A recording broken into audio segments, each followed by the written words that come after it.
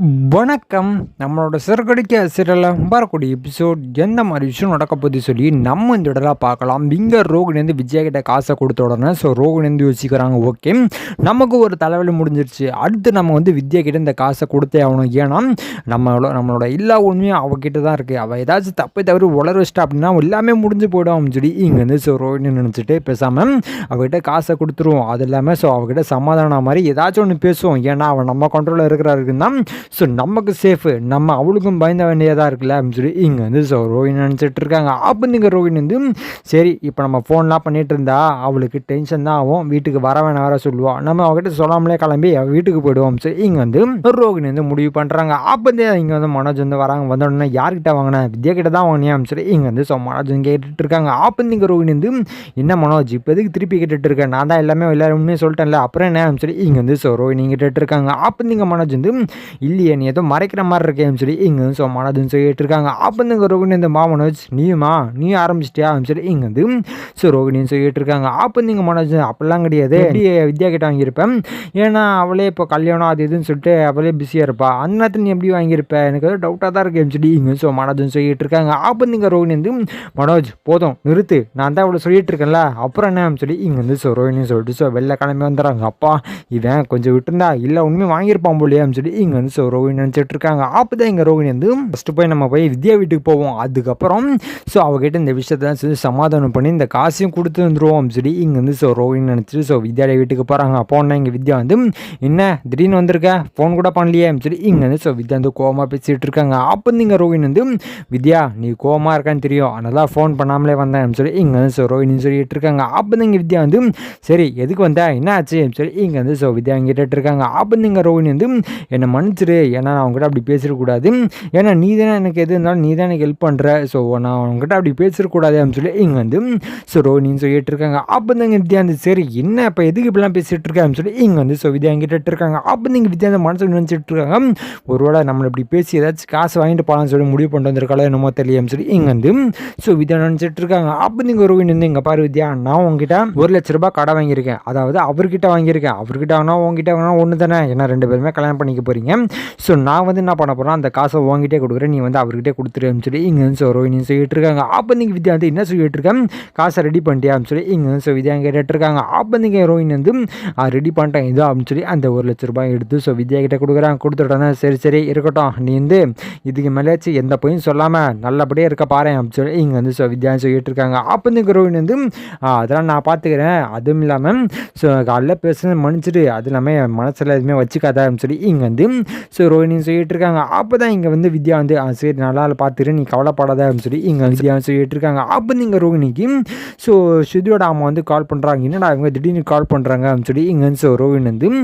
வித்யா கிட்ட சரி வித்யா பார்த்துக்கோ என்னை மன்னிச்சிரு அப்படின்னு சொல்லி இங்கே ரோஹிணி சொல்லிட்டு கிளம்பி வந்துடுறாங்க. அப்போ வித்யா என்னடா அவன் இவ்வளோ வந்தா 1,00,000 கொடுத்ததுக்கு அப்புறம் சமாதானம் பேசிட்டு அவள் பாட்டு கிளம்பி போகிறான், ஒருவேளை அவள் உண்மையெல்லாம் வெளில சொல்கிறோன்னு சொல்லிட்டு இதுமாதிரி பண்ணுறோட என்னமோ தெரியும் சரி இங்கே வித்யா நினச்சிட்டு இருக்காங்க. அப்போ தான் இங்கே ரோஹிணி என்ன பண்ணுறாங்க, இந்த மாதிரி சொல்லுங்க அப்படின்னு சொல்லி ஃபோன் அட்டன் பண்ணி பேசுகிறாங்க. அப்போ தான் இங்கே சுஜியோட அம்மா இந்த மாதிரி தனியாக பார்க்கணுமா அப்படின்னு சொல்லி இங்கே சுஜியோட அம்மான்னு சொல்லிட்டு இருக்காங்க. அப்போ இங்கே ரோஹிணி என்ன திடீர்னு காசு கேட்க போகிறாங்களோ இல்லையோ தெரியும், நம்ம வேறு 2 பேருக்கும் கொடுத்துட்டோம், இப்போ வர காசு கிட்ட என்ன பண்ணுறதுன்னு தெரியல அப்படின்னு சொல்லி இங்கே ரோஹிணி யோசிச்சுட்டு இருக்காங்க. அப்போ தான் சுஜியோட அம்மா என்ன பண்ணி யோசிச்சுட்டு இருக்கேன், ஒரு வேளை கொடுத்த காசு கேட்கறது தான் கால் பண்ணுறான்னுக்கிட்டே என்னமோ தெரியலையும் சொல்லி இங்கே சுஜியோட அம்மான்னு சொல்லிட்டு இருக்காங்க. அப்போ தான் ரோஹிணி அப்படிலாம் இல்லைன்டி அப்படின்னு சொல்லி இங்கே ரோஹிணி தாய்ங்க சொல்கிறாங்க. அப்போ சுஜியோட அம்மா இல்லைம்மா அதெல்லாம் ஒன்றும் இல்லை, ஸோ வேறு விஷயமா பேசுறது தான், நீ கவலைப்படாமல் வா அப்படின்னு சொல்லி இங்கே சுஜியோட அம்மான்னு சொல்லிட்டு இருக்காங்க. அப்போ ரோஹிணி தான் சரிங்கன்ட்டு எங்கள் வீட்டுக்காரட்டான்னு சொல்லி கேட்கும்போது இங்கே சுஜியோட அம்மா இல்லைம்மா வீட்டுக்குலாம் வராது, ஒரு ரெஸ்டாரண்ட்டோட லொக்கேஷன் அனுப்புகிறேன் அங்கே நீ வந்தால் போதும் அப்படின்னு சொல்லி இங்கே சுஜியோட அம்மான்னு சொல்லிட்டு இருக்காங்க. அப்போ ரோஹிணி